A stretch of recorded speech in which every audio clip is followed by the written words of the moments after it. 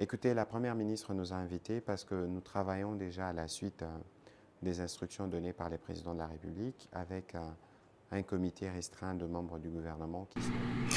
Dore Minisitiri w'Intebe yadutumije kuko twamaze gutangira gushyira mu bikorwa amabwiriza yatanzwe n'abakuru b'ibihugu binyuze rero mu itsinda rito rigizwe na bamwe mu bagize guverinoma bafite aho bahuriye by'umwihariko no gucunga igice cy'abaturage bacu.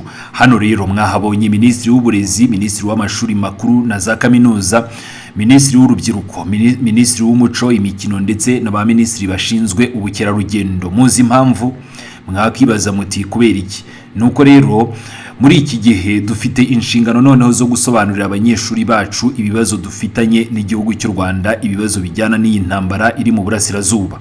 Dufite inshingano zo gutuma abana bacu bato bumva iyi ntambara turimo ubu ngubu n'igihugu cy'u Rwanda. Dufite kandi inshingano zo kugira ngo abakina siporo cyangwa se abakinnyi muri rusange bagire uruhare muri iyi ntambara. Dufite inshingano zo gutuma abahanzi bacu bagira uruhare muri iyi ntambara. Igitekerezo cyacu ni ukuvuga ngo dukore dute kugira ngo twemeze ko abanyeshuri bacu basobanukiwe neza iyi ntambara ko kandi bareba ni ku ikubitiro. Nuko rero aribo bazasigara bayobora iki gihugu.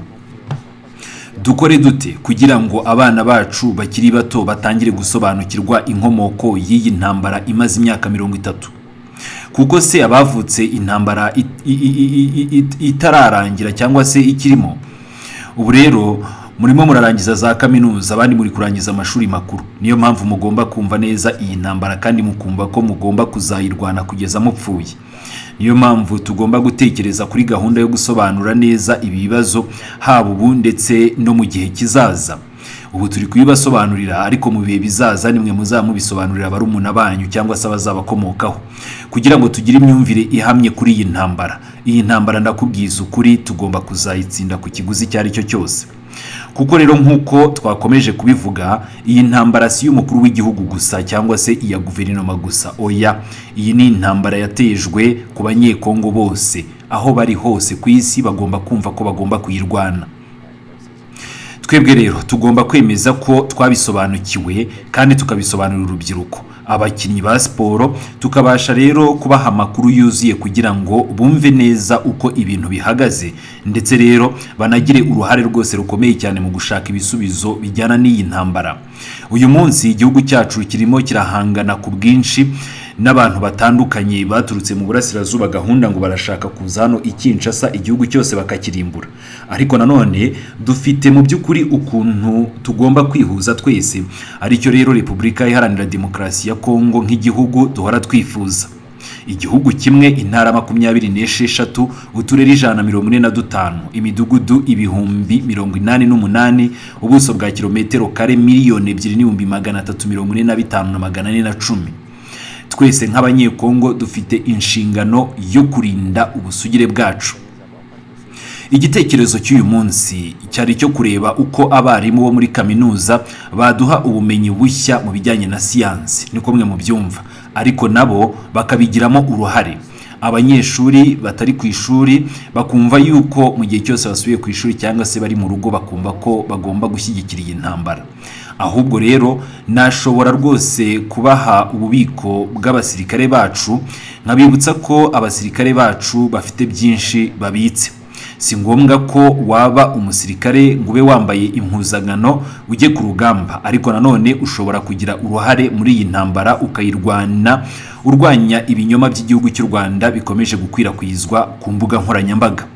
Nkange rero Minisitiri w'itangazamakuru nkaba n'umuvugizi wa guverinoma, ndabashishikariza rwose guhaguruka mugahangana n'u Rwanda mwifashishije imbuga nkoranyambaga. Natwe rero abasirikare bacu kuri ubu ngubu bagiye kwambarira urugamba batangiza intambara ku mirongo yo hasi no mu kirere. Uyu mwanzi agiye gutsindwa mu gihe cya vuba cyane. Uyu rero ni umwe mu mishinga rwose twaganiriyeho na Minisitiri w'Intebe. Tuzagaruka hano dufite gahunda irambuye ndetse n'ingamba zifatika zizafasha abaturage bacu bose kumenya iby'iki kibazo, kugira ngo rero dushyigikire ingabo zacu, umukuru w'igihugu nta nkomyi, kugira ngo kandi dushyigikire iyi ntambara mu buryo bwuzuye kandi buboneye. Niyo mpamvu rero dukomeza gutanga amakuru menshi cyane binyuze mu biganiro tugirana n'abanyamakuru cyangwa se ibyacu dutanga nk'ukuriye itangazamakuru. turi mu bihe by'intambara aho ibintu bihinduka vuba. Amakuru yatanzwe saa sita ashobora guhinduka ku isaha ya saa saba. Twabonye ibyabaye mu mpera z'icyumweru gishize mu bice bya Bukavu. Niyo mpamvu rero dufite ingamba zo gutanga amakuru yizewe. Ariko nanone mumenye ko turi mu ntambara aho dushobora gutsindwa urugamba rumwe ariko natwe tugatsinda intambara yose. Icy'ingenzi ubu ngubu rero ni ugushishikariza urubyiruko kwitabira. Bagomba kumenya ko iyi ntambara yatewe n'abanyekongo kandi ko iyi ntambara irimo kurwanwa n'abaturage b'igihugu cy'u Rwanda babifashijwemo n'abanyekongo.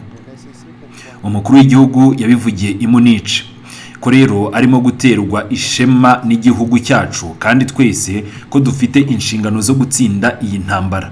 Ni muri urwo rwego rero dushaka ko urubyiruko ruhaguruka. Ni muri urwo rwego tuzajya kureba buri cyiciro cyose cy'abantu kugira ngo tubasobanurire ibijyanye n'iyi ntambara y'iterabwoba. Niyo mpamvu rero tugomba guhagarara hamwe tutitaye ku myumvire yacu ya politiki, tutitaye ku bitandukanya abantu, kuko rero ubumwe bwacu nibwo buzadufasha gutsinda iyi ntambara. Justement, cette nécessité pour nous de nous assurer que nous donnons les bonnes informations, mais bien au-delà de la nature des informations qu'on peut partager, ce qui est primordial aujourd'hui pour les jeunes, c'est de savoir qu'ils doivent se mobiliser. Ils doivent se mobiliser parce que c'est une guerre qui est faite à tous les Congolais en même temps. Et le président de la République avait dit à Munich que c'est un affront que nous devons, nous tous, nous donner les devoirs de relever. Et c'est dans cet ordre-là que nous voulons que les jeunes puissent être pleinement mobilisés. C'est dans cet ordre-là que nous irons vers eux, vers toutes les catégories sociales, pour leur expliquer justement les enjeux autour de cette guerre d'agression et la nécessité pour nous de demeurer unis au-delà de nos couleurs politiques, au-delà de nos clivages, parce que c'est l'unité qui va nous permettre de gagner cette guerre qui ne se joue pas que sur le front militaire, mais qui se joue sur tous les fronts, et une guerre qui doit être populaire parce que toute la population congolaise doit s'impliquer pour qu'on la gagne et on la gagne pleinement.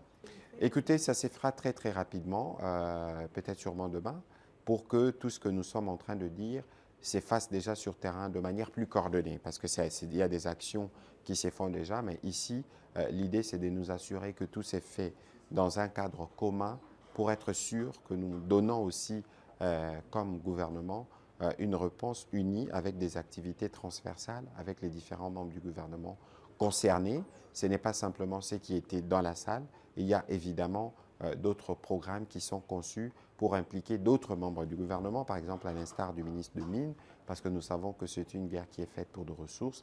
Là aussi, il y a des choses à dire pour permettre à notre opinion d'être pleinement au courant.